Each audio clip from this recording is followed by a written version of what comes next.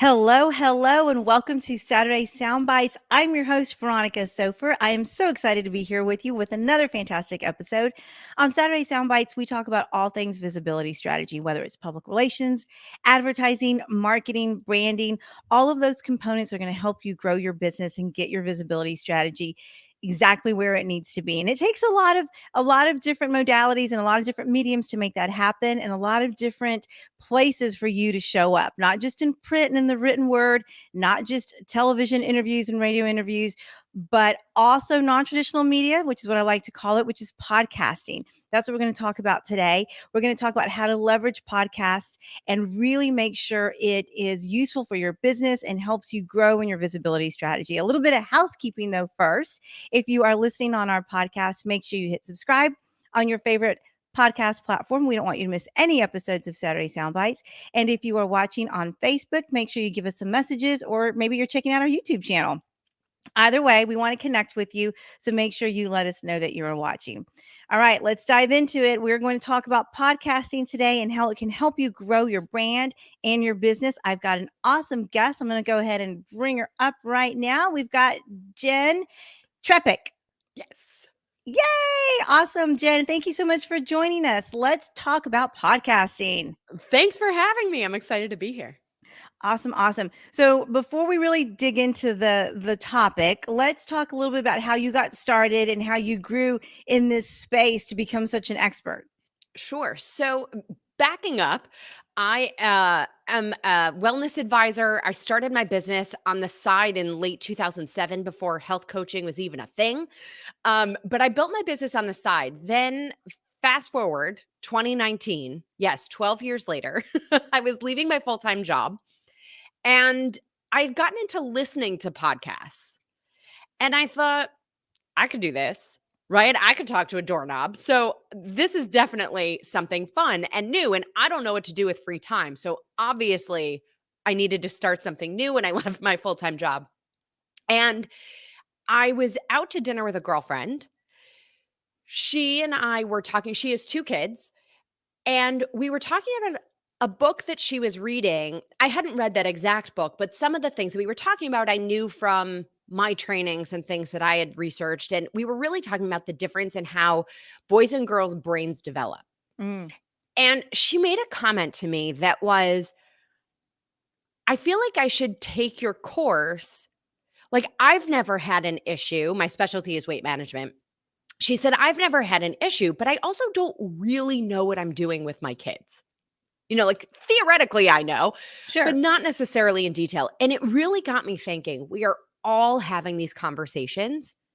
Some people aren't necessarily in a place of saying, yes, let me pay you for a 12-week course to dive deep and really learn this. But we're going to the gym at the time, right? We're Right. seeing people in the locker room and going, what are they doing? Should I do that? Right. And so that's really where the podcast was born. It was about furthering my mission to change the state of healthcare and help people help themselves with this information. So podcasting became just another medium for the mission. And in that, so my podcast, Salad with a Side of Fries, launched August of 2019. February 2022, we passed over 100,000 downloads.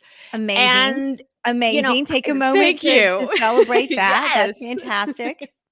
And, think about it, like 100,000 people, I think it's like some university stadiums a couple times over, which is amazing. So, it's interesting because in that time, I've also been a guest on over 70 other podcasts, plus being an interviewer on my own show. Half of my episodes are interviews with other experts. So I really dug deep into this space to not just have a podcast, but be a podcaster.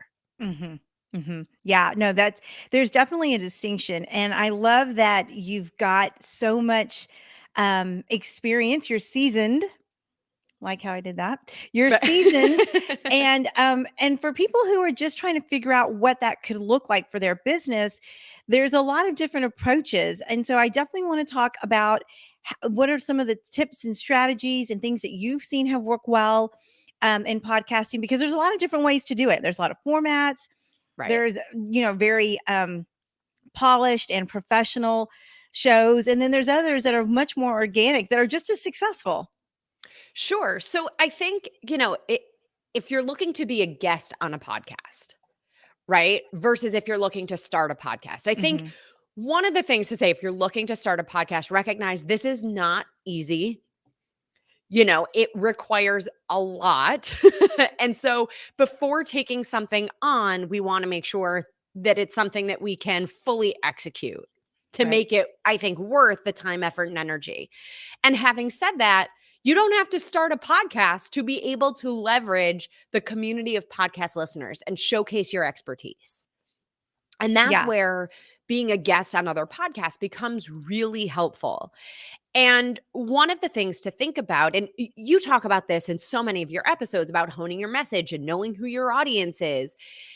And that's really the first place to start, is to look at the podcast. You can search um, podcasts in certain categories.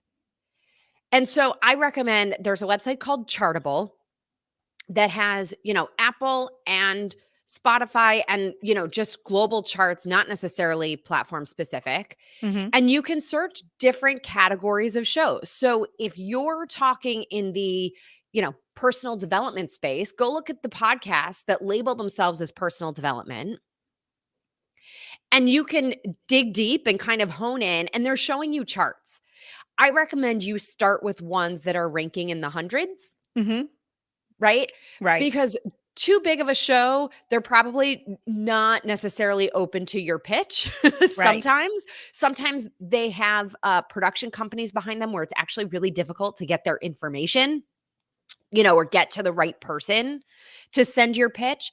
So looking at those that are more in the 50 to 75 to like 150, in those rankings, and then start to listen.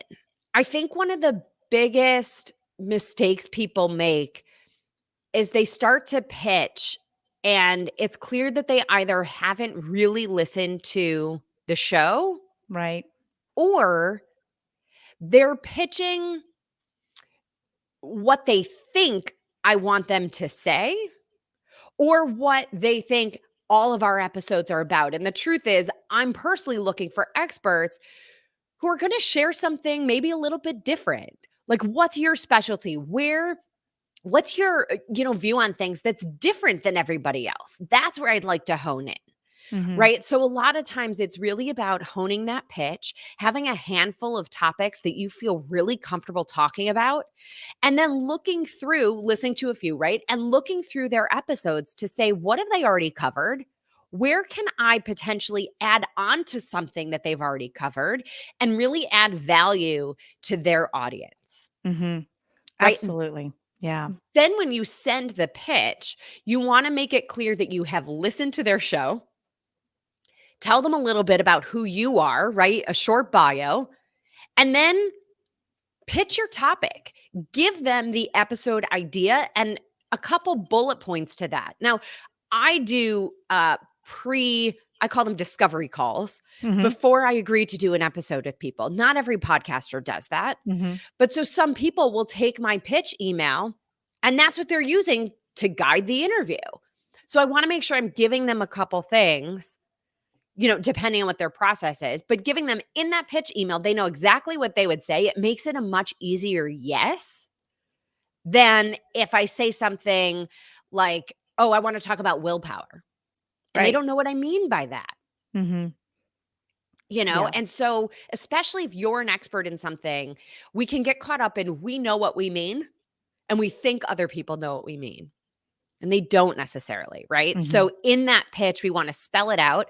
And then I also recommend having some sort of a one sheet that you can attach that has a headshot, a bio, some sample topics that are different than the one that you pitched in the email, Oh, key. and then your social media handles. Because that way then, maybe they don't like the one that I fleshed out for them, but they're going to pick something from my one sheet, or Some podcasters will then, start to look up your social media, or if you have a podcast, they'll look up any of the content that you're creating and potentially dig deep to find things to talk with you about.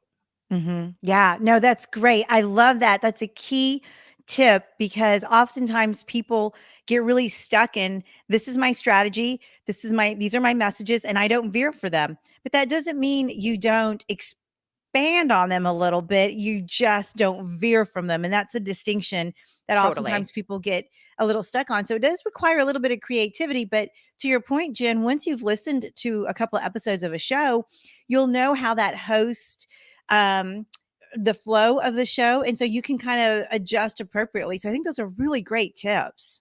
And you can think about too, is this somebody I'm going to vibe with? Are we going to have a fun conversation? Does their energy match yours in a way that's going to allow you to thrive and show your best version of yourself for that 30, 45 minutes, an hour, whatever it might be? hmm And what's your experience, or how do you coach folks who maybe they get on a discovery call and maybe they haven't quite refined their pitch yet, or they're still maybe finding their voice, but they're taking your advice and they're targeting appropriate level podcast just to get some experience. What happens when you get on a discovery call? The energy is not there. The synergy isn't there, I guess I should say. And it's a no. How do you coach people through that? So, so Um, first of all, on that discovery call, I'm usually pulling it out of them. I'm essentially interviewing them in that discovery call to find their magic sauce, to find the thing that they really light up talking about. hmm And then, right, if we really get to a point where, and for me, tangible takeaways are really important. If they tend to talk around things, if they aren't great at answering the questions, or they haven't quite honed their special sauce, right? My line, and now I'm like, this is behind the curtain, right? I'll say to them, okay, awesome. Thank you so much. I have all my notes. I'm going to see where this fits into the arc of our content, and I'll be in touch. Love it. That's And it may brilliant. not fit into the arc of our Yeah. content. Yeah.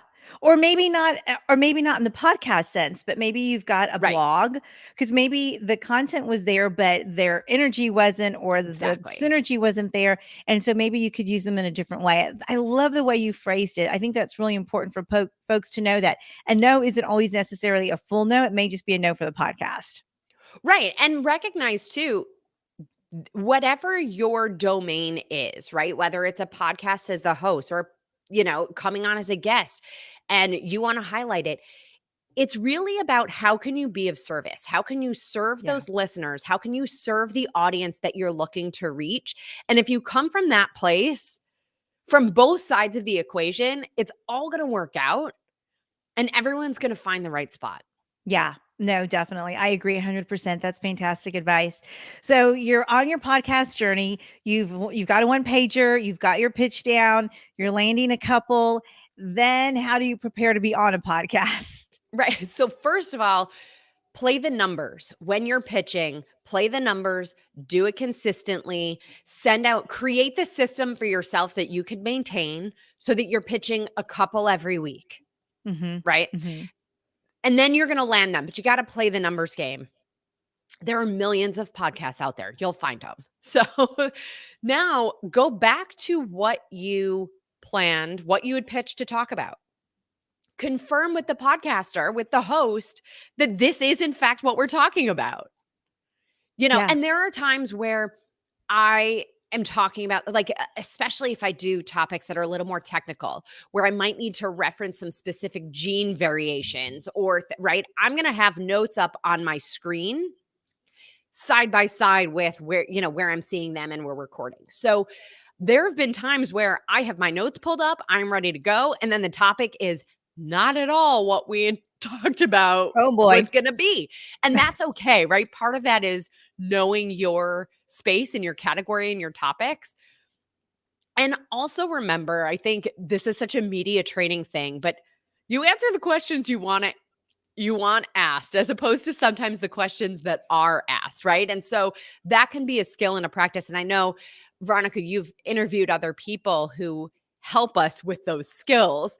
But it's really interesting to look at what are your key takeaways that you're offering the audience? What are those tangible things that they're going to implement after hearing your episode? Mhm, mhm, What is the outcome you're looking for from that episode? What do you want from those listeners in this opportunity?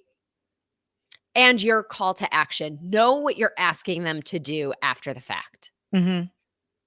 Absolutely. A strong call to action is a must. And that's true in any type of marketing, PR, or even well, most especially advertising is a call to action. And you need to approach your podcast appearance like all of those other mediums. It may Yep. not be traditional media, but it's still media. And there still has to be a lead, the story. I loved how you talked about the arc of the show. That's true with any story you're trying to convey or any message you're trying to convey. And then the strong call to action is what really solidifies your appearance on a podcast episode. I love how you Yeah. articulated that. Thank you. And I think one other thing that I didn't mention that I think is critically important is that not everyone's medium is audio only. True. And I think with whether it's Fireside or Clubhouse or a lot of these apps that are out there, I think people realized, oh boy, audio only is harder than it looks, right? So in preparing what you're going to share, are you clearly communicating if somebody can't see you? If they can't Mhm. see your face, if they can't see your hand motions, how do you explain something? I did an episode where I was talking about digestion and walking through the gut. And in my notes, I'm looking at a picture to remind me of what I want to talk about. But I have to convey in words what I'm seeing as an image. Mhm. And that's also a different skill set than a lot of us realize. Mhm. Can you hold someone's energy if they're not seeing your face? How do you vary your voice? How do you communicate with just words? Yeah. So so powerful. I actually had a voice coach on and we talked a lot about enunciation, we talked about emphasis, and the most important takeaway that my audience got from her appearance was breathing, which was Yes. really interesting because we're breathing every second, of our lives. But the thought of how it's coming in through our nose, through our mouth, all of that conveys a message. And when you're on a podcast, without a video or a visual to complement it, then you could lose some of that. And I just was so appreciative that she gave our audience some of those tips because I hadn't even thought about that, especially being a trained journalist. It's not something that comes to mind unless you're in the radio space. Sure. And you don't necessarily have to have, a professional microphone to be a guest. You do want to make sure you have headphones that plug into the computer. Hmm. More important, quiet space, a carpeted space, right? So then everything isn't reverberating.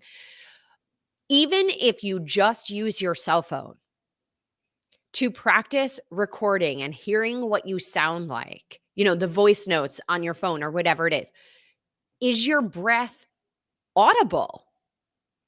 If you're listening for 30, 40 minutes and you hear someone going, like, that's annoying to listen to, Right. right? Right. It is. Or it's creating an editing nightmare for the host.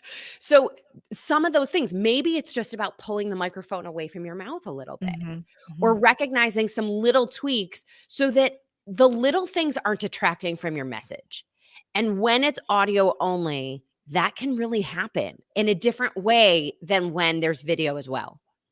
Yeah, no, absolutely.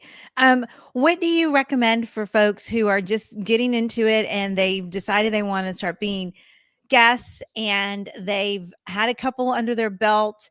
Now what? Because that's oftentimes from the PR side, the conversation I end up having to have with clients is like, great, now we've got 10, 12 really solid podcasts that are connected to your target audience. You did everything you were supposed to do. Now what? Because I'm interested in seeing how you coach folks through that. Yeah. So this is what we call repurposing content, right? So, and what's amazing is that someone else has done most of the heavy lifting for us.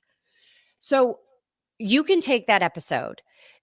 Also, kind of some shows, some podcasts will be very explicit about the expectations that they have for you to promote the show to all of your audiences. So that includes every social media platform, your email list, your website, all of those places. So some are very clear about those expectations. Some are less clear. Generally, they will at the very least tag you when they're promoting it. Right. Right, on the platforms.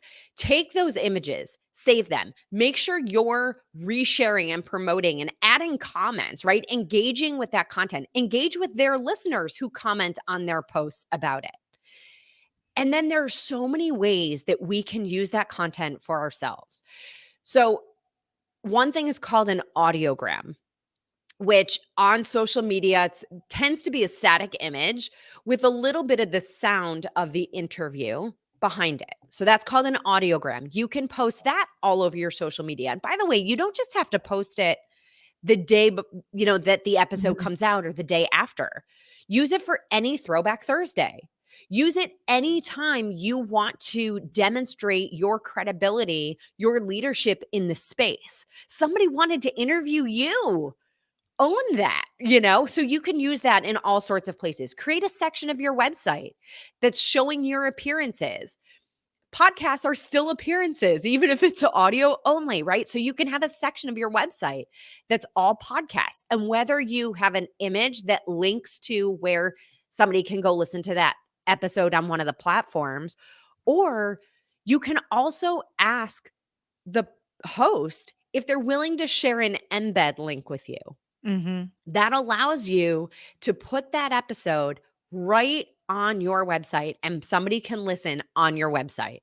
So there's a lot of tools. And then I'm also a big fan. I use a lot of my episodes and repurpose them into written articles. Mhm. Whether you want to do that as a blog post or a LinkedIn article or whatever it is, you can use your own interviews. And sure, say to the host, hey, I'd love to use this. I'm going to turn some of it into an article. I'll be sure to tag you in the show and make sure, you get credit for, the wonderful work you did to Mhm. create this content that I'm loving sharing with my audience. And I think Mhm. one of the things to remember is as much as it's about reaching the listeners of that podcast, there are so many people out there who are watching what you're doing, who maybe aren't quite ready to, work with you, but they're looking at what you're doing. Right.